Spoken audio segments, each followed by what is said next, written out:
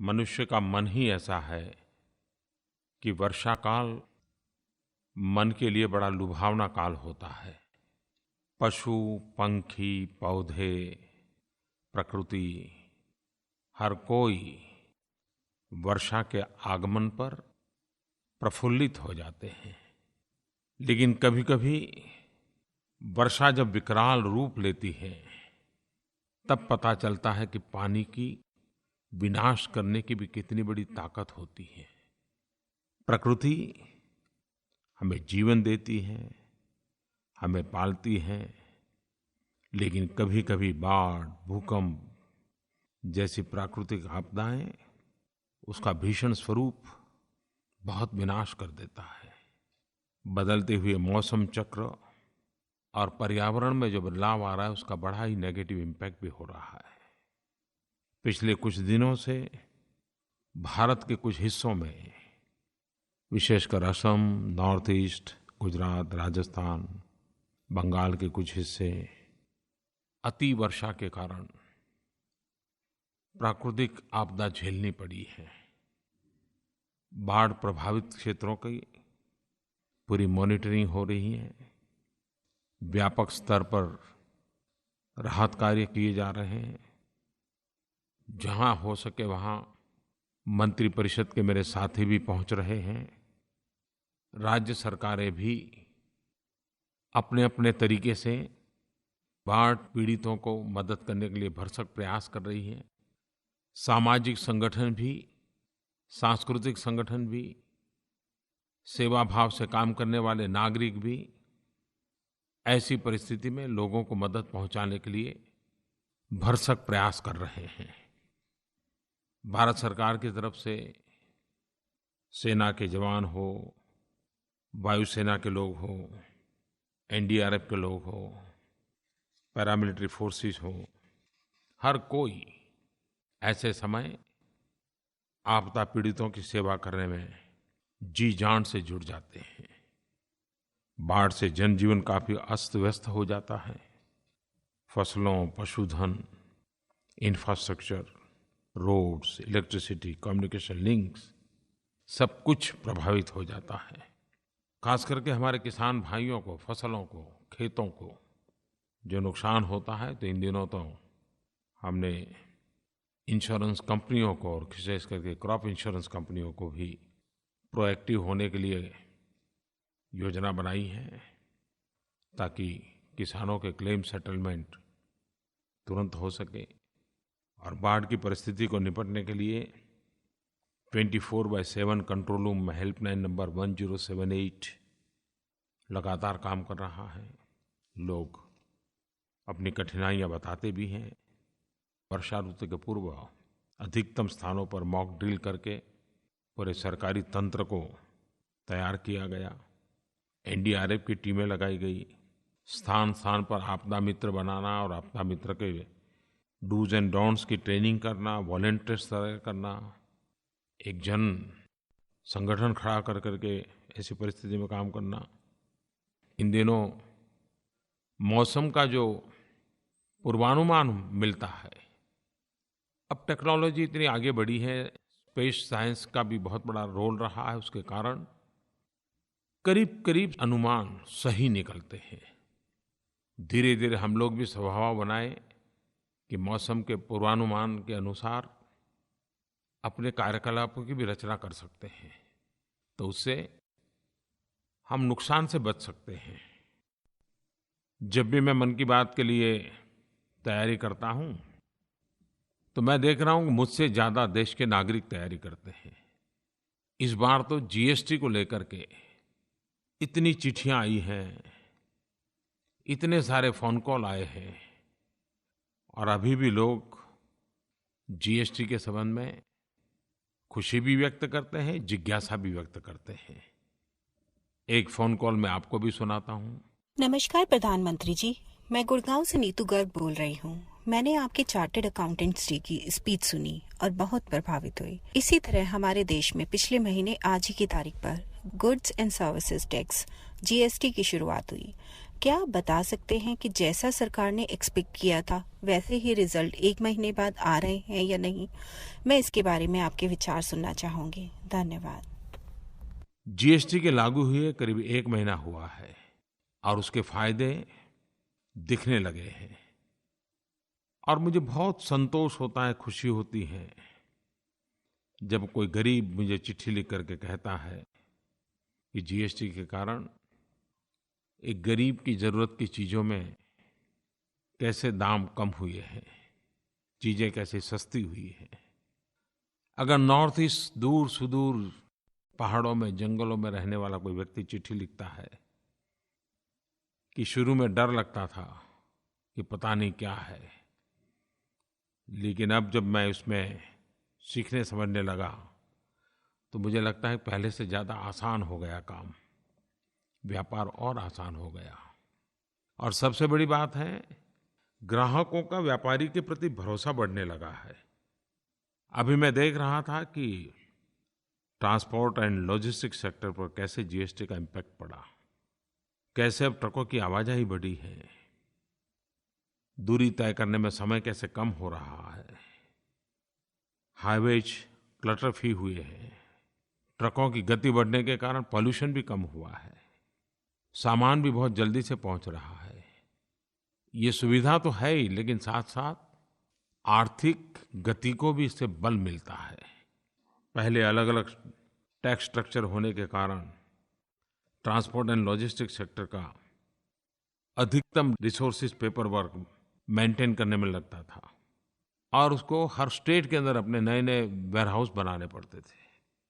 GST, जिसे मैं good and simple tax कहता हूँ, सचमुच में उसने हमारे अर्थव्यवस्था पर एक बहुत ही सकारात्मक प्रभाव और बहुत ही कम समय में उत्पन्न किया है। जिस तेजी से स्मूथ ट्रांजिशन हुआ है, जिस तेजी से माइग्रेशन हुआ है, नए रजिस्ट्रेशन हुए हैं, इसने पूरे देश में एक नया विश्वास पैदा किया है। और कभी न कभी अर्थव्यवस्था के पंडित, मैनेजमेंट के पंडित, टेक्नोलॉजी के पंडित भारत के जीएसटी के प्रयोग को विश्व के सामने एक मॉडल के रूप में रिसर्च करके जरूर लिखेंगे।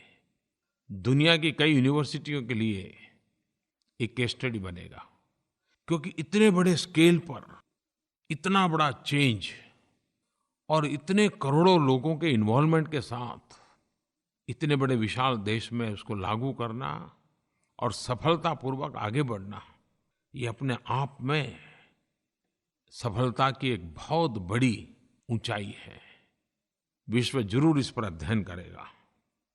और जीएसटी लागू किया है, सभी राज्यों की उसमें भागीदारी है, सभी राज्यों की जिम्मेवारी भी है।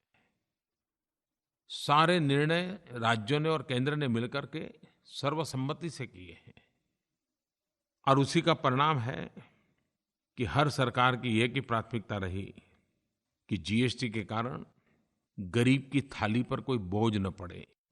और जीएसटी ऐप पर आप भली भांति जान सकते हैं कि जीएसटी के पहले जिस चीज़ का जितना दाम था तो नई परिस्थिति में कितना दाम होगा, वो सारा आपके मोबाइल फ़ोन पर अवेलेबल है। वन नेशन वन टैक्स, कितना बड़ा सपना पूरा हुआ। जीएसटी के मसले को मैंने देखा है कि जिस प्रकार से तहसील से लेकर के भारत सरकार तक बैठे हुए सरकार के अधिकारियों ने जो परिश्रम किया है, जिस समर्पण भाव से काम किया है, एक प्रकार से जो फ्रेंडली एनवायरनमेंट बना सरकार और व्यापारियों के बीच, सरकार और ग्राहकों के बीच, उसने विश्वास को बढ़ाने में बहुत बड़ी भूमिका अदा की है। मैं इस कार्य से लगे हुए सभी मंत्रालयों को, सभी विभागों को, केंद्र और राज्य सरकार के सभी मुलाजिमों को हृदय से बहुत-बहुत बधाई देता हूँ। जीएसटी भारत की सामूहिक शक्ति की सफलता का एक उत्तम उदाहरण है। यह एक ऐतिहासिक उपलब्धि है और यह सिर्फ टैक्स रिफॉर्म नहीं है, एक नई ईमानदारी की संस्कृति को बल प्रदान करने वाली अर्थव्यवस्था है। एक प्रकार से एक सामाजिक सुधार का भी अभियान है। मैं फिर एक बार सरलतापूर्वक इतने बड़े प्रयास को सफल बनाने के लिए कोटि-कोटि देशवासियों को कोटि-कोटि वंदन करता हूँ। मेरे प्यारे देशवासियों, अगस्त महीना क्रांति का महीना होता है। सहज रूप से ये बात हम बचपन से सुनते आए हैं और उसका कारण है 1 अगस्त 1920 असहयोग आंदोलन प्रारंभ हुआ। 9 अगस्त 1942 भारत छोड़ो आंदोलन प्रारंभ हुआ, जिसे अगस्त क्रांति के रूप में जाना जाता है। और 15 अगस्त 1947 देश आज़ाद हुआ। एक प्रकार से अगस्त महीने में अनेक घटनाएं आज़ादी की तवारीख के साथ विशेष रूप से जुड़ी हुई है। इस वर्ष हम भारत छोड़ो क्विट इंडिया मूवमेंट, इस आंदोलन की 75वीं वर्षगांठ मनाने जा रहे हैं। लेकिन बहुत कम लोग इस बात को जानते हैं कि भारत छोड़ो यह नारा डॉक्टर यूसुफ मेहर अली ने दिया था। हमारी नई पीढ़ी को जानना चाहिए कि 9 अगस्त 1942 को क्या हुआ था। 1857 से 1942 तक जो आज़ादी की ललक के साथ देशवासी जुड़ते रहे, जूझते रहे, झेलते रहे, इतिहास के पन्ने भव्य भारत के निर्माण के लिए हमारी प्रेरणा है। हमारे आज़ादी के वीरों ने त्याग, तपस्या, बलिदान दिए हैं। उससे बड़ी प्रेरणा क्या हो सकती है। भारत छोड़ो आंदोलन भारतीय स्वतंत्रता आंदोलन का एक महत्वपूर्ण संघर्ष था। इसी आंदोलन ने ब्रिटिश राज से मुक्ति के लिए पूरे देश को संकल्पित कर दिया था। ये वो समय था जब अंग्रेजी सत्ता के विरोध में भारतीय जनमानस हिंदुस्तान के हर कोने में, गांव हो, शहर हो, पढ़े हो, अनपढ़ हो, गरीब हो, अमीर हो, हर कोई कंधे से कंधा मिला करके भारत छोड़ो आंदोलन का हिस्सा बन गया था। जन आक्रोश अपनी चरम सीमा पर था। महात्मा गांधी के आह्वान पर लाखों भारतवासी करो या मरो के मंत्र के साथ अपने जीवन को संघर्ष में झोंक रहे थे। देश के लाखों नौजवानों ने अपनी पढ़ाई छोड़ दी थी, किताबें छोड़ दी थी। आज़ादी का बिगुल बजा, वो चल पड़े थे। 9 अगस्त भारत छोड़ो आंदोलन महात्मा गांधी ने आह्वान तो किया, लेकिन सारे बड़े नेता अंग्रेज सल्तनत ने जेल में हर किसी को डाल दिया। और वो कालखंड था कि देश में सेकंड जनरेशन की लीडरशिप ने, डॉक्टर लोहिया, जयप्रकाश नारायण जैसे महापुरुषों ने अग्रिम भूमिका निभाई थी। असहयोग आंदोलन और भारत छोड़ो आंदोलन 1920 और 1942 महात्मा गांधी के 2 अलग-अलग रूप दिखाई देते हैं। असहयोग आंदोलन के रूप रंग अलग थे और 42 की वो स्थिति आई, तीव्रता इतनी बढ़ गई कि महात्मा गांधी जैसे महापुरुष ने करो या मरो का मंत्र दे दिया। इस सारी सफलता के पीछे जन समर्थन था, जन सामर्थ्य था, जन संकल्प था, जन संघर्ष था। पूरा देश एक होकर के लड़ रहा था। और मैं कभी-कभी सोचता हूं, अगर इतिहास के पन्नों को थोड़ा जोड़ करके देखें तो भारत का पहला स्वतंत्र संग्राम 1857 में हुआ। 1857 से प्रारंभ हुआ स्वतंत्र संग्राम 1942 तक हर पल देश के किसी न किसी कोने में चलता रहा। इस लंबे कालखंड ने देशवासियों के दिल में आज़ादी की ललक पैदा कर दी। हर कोई कुछ न कुछ करने के लिए प्रतिबद्ध हो गया। पीढ़ियां बदलती गई, लेकिन संकल्प में कोई कमी नहीं आई। लोग आते गए, जुड़ते गए, जाते गए, नए आते गए, नए जुड़ते गए। और अंग्रेज सल्तनत को उखाड़ करके फेंकने के लिए देश हर पल प्रयास करता रहा। 1857 से 1942 तक की इस परिश्रम ने, इस आंदोलन ने एक ऐसी स्थिति पैदा की कि 1942 इसकी चरम सीमा पर पहुंचा और भारत छोड़ो का ऐसा बिगुल बजा कि 5 वर्ष के भीतर-भीतर 1947 में अंग्रेजों को जाना पड़ा। 1857 से 1942 आज़ादी की वो ललक जन-जन तक पहुंची और 1942 से 1947 5 साल एक ऐसा जनमन बन गया, संकल्प से सिद्धि के 5 निर्णायक वर्ष के रूप में सफलता के साथ देश को आज़ादी देने का कारण बन गए। ये 5 वर्ष निर्णायक वर्ष थे। अब मैं आपको इस गणित के साथ जोड़ना चाहता हूं। 1947 में हम आज़ाद हुए, आज 2017 है, करीब 70 साल हो गए। सरकारें आई गई, व्यवस्थाएं बनी, बदली, पनपी, बढ़ी। देश को समस्याओं से मुक्त कराने के लिए हर किसी ने अपने अपने तरीके से प्रयास किए। देश में रोजगारी बढ़ाने के लिए, गरीबी हटाने के लिए, विकास करने के लिए प्रयास हुए। अपने अपने तरीके से परिश्रम भी हुआ, सफलताएं भी मिली, अपेक्षाएं भी जगी। जैसे 1942 टू 1947 संकल्प से सिद्धि के एक निर्णायक 5 वर्ष थे। मैं देख रहा हूं कि 2017 से 2022 संकल्प के सिद्धि के और एक 5 साल का तबका हमारे सामने आया है। इस 2017 की 15 अगस्त को हम संकल्प पर्व के रूप में मनाएं और 2022 आज़ादी के जब 75 साल होंगे तब हम उस संकल्प को सिद्धि में परिणत करके ही रहेंगे अगर 125 करोड़ देशवासी 9 अगस्त क्रांति दिवस को याद करके इस 15 अगस्त को हर भारतवासी संकल्प करे, व्यक्ति के रूप में, नागरिक के रूप में मैं देश के लिए इतना करके रहूंगा, परिवार के रूप में ये करूंगा, समाज के रूप में ये करूंगा, गांव और शहर के रूप में ये करूंगा, सरकारी विभाग के रूप में ये करूंगा, सरकार के नाते ये करूंगा। करोड़ों करोड़ों संकल्प हो, करोड़ों करोड़ों संकल्प को परिपूर्ण करने के प्रयास हो। तो जैसे 1942 टू 1947 5 साल देश को आज़ादी के लिए निर्णायक बन गए, ये 5 साल 2017 से 2022 के भारत के भविष्य के लिए भी निर्णायक बन सकते हैं और बनाने हैं। 5 साल बाद देश की आज़ादी के 75 साल मनाएंगे। तब हम सब लोगों को दृढ़ संकल्प लेना है। आज 2017 हमारा संकल्प का वर्ष बनाना है।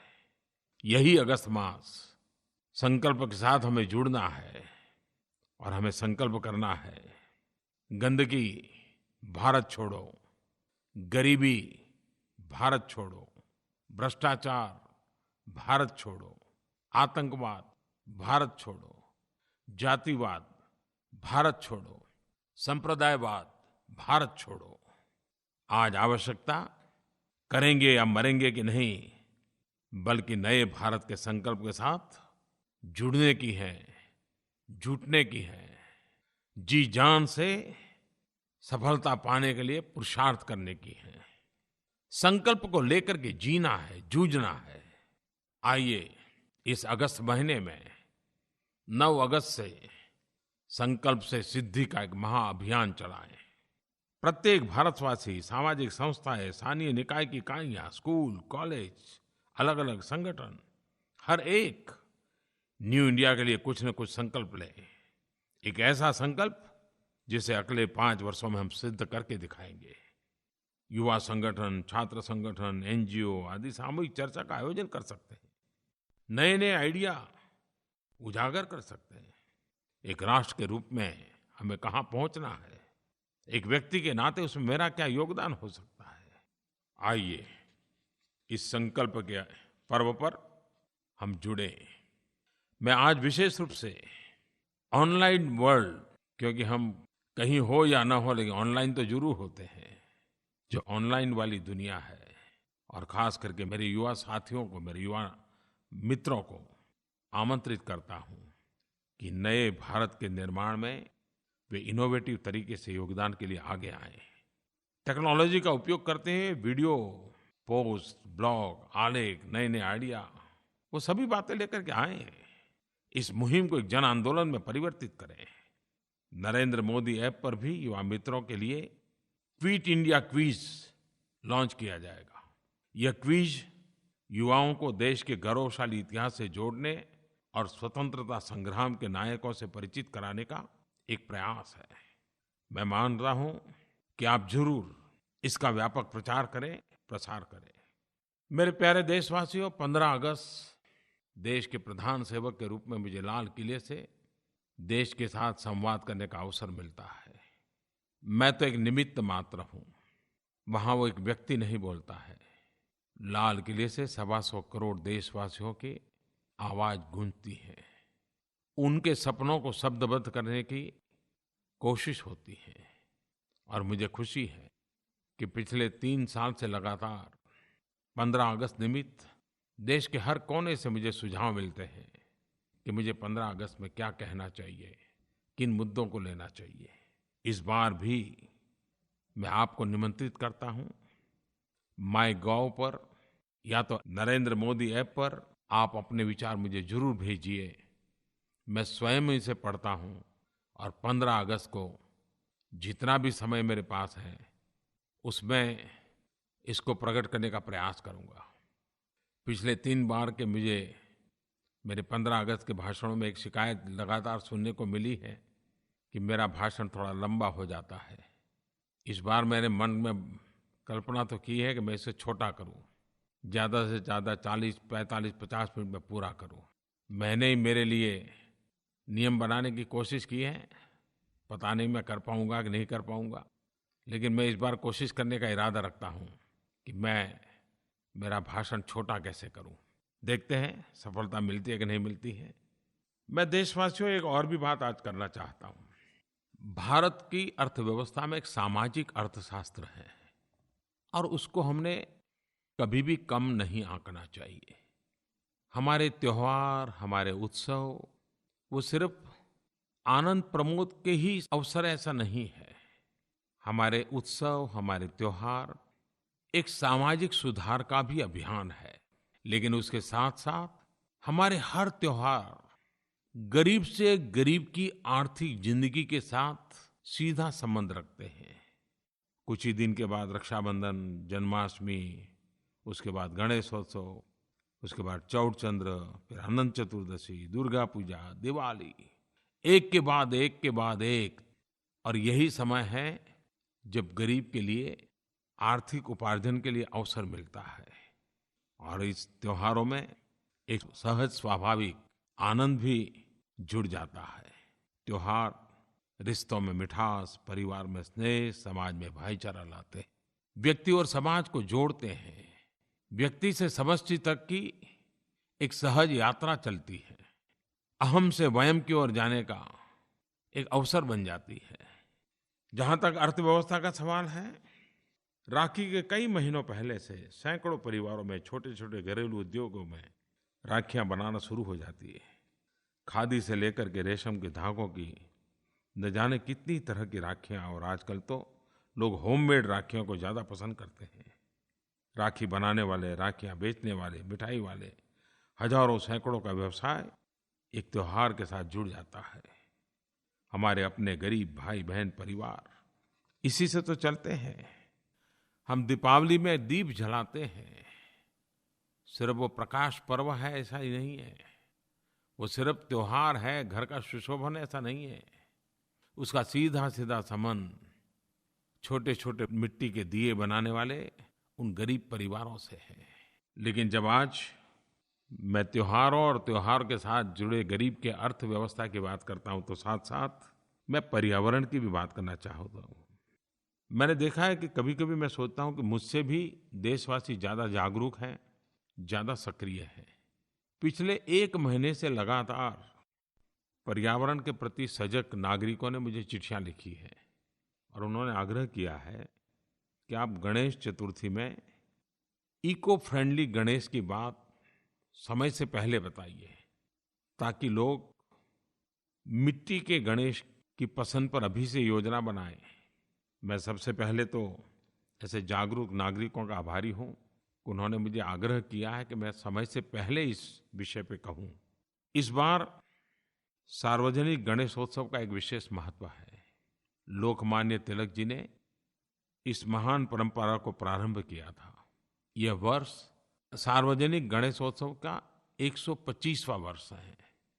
125 वर्ष और 125 करोड़ देशवासी लोकमान्य तिलक जी ने जिस मूल भावना से समाज की एकता और समाज की जागरूकता के लिए, सामूहिकता के संस्कार के लिए सार्वजनिक गणेशोत्सव प्रारंभ किया था, हम फिर से एक बार गणेशोत्सव के इस वर्ष में निबंध स्पर्धाएं करें, चर्चा सभाएं करें, लोकमान्य तिलक के योगदान को याद करें और फिर से तिलक जी की जो भावना थी उस दिशा में हम सार्वजनिक गणेशोत्सव को कैसे ले जाएं, उस भावना को फिर से कैसे प्रबल बनाएं और साथ-साथ पर्यावरण की रक्षा के लिए इको फ्रेंडली गणेश, मिट्टी से बने हुए ही गणेश, ये हमारा संकल्प है।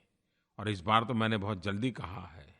मुझे ज़रूर विश्वास है कि आप सब मेरे साथ जुड़ेंगे और इससे लाभ ये होगा कि हमारे जो गरीब कारीगर हैं, गरीब जो कलाकार हैं, जो मूर्तियाँ बनाते हैं, उनको रोजगार मिलेगा, गरीब का पेट भरेगा।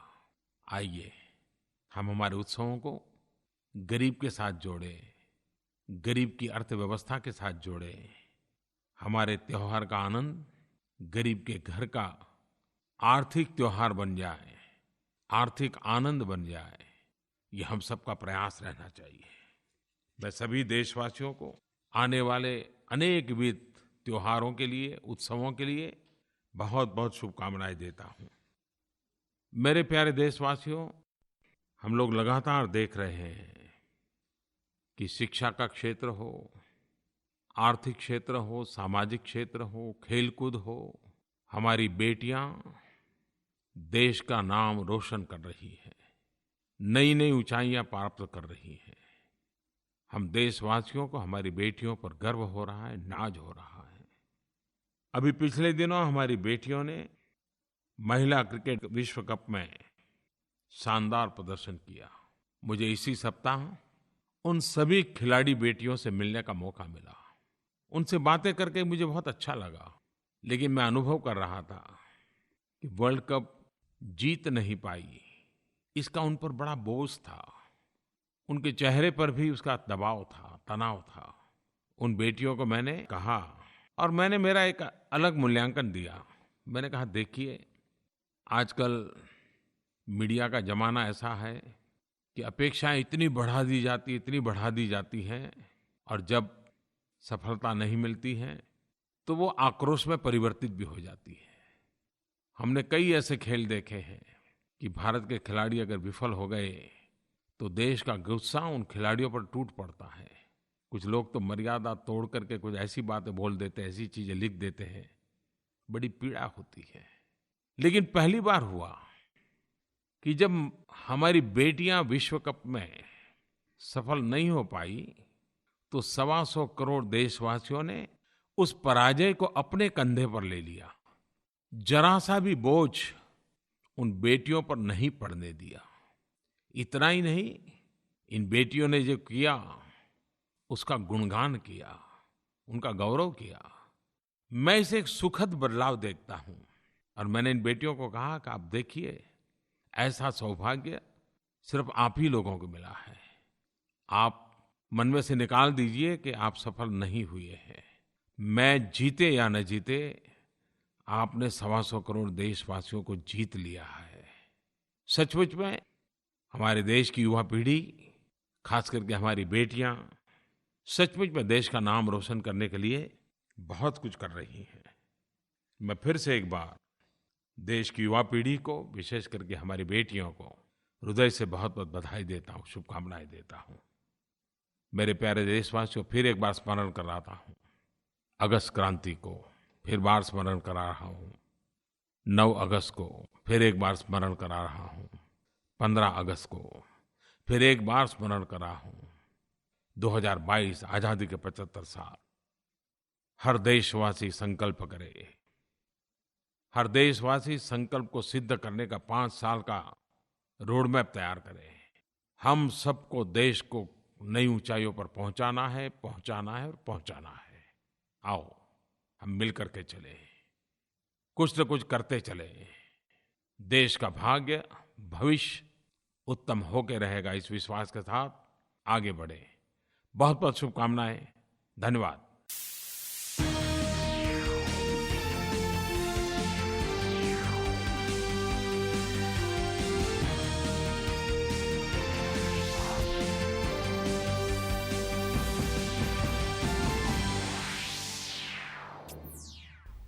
नमस्कार, हमारे विशेष प्रसारण में आप सभी का स्वागत है। मैं हूं रमा त्यागी। आप देख रहे थे प्रधानमंत्री की मन की बात का 34वां संस्करण। हर बार की तरह इस बार भी प्रधानमंत्री ने अपने खास अंदाज में कई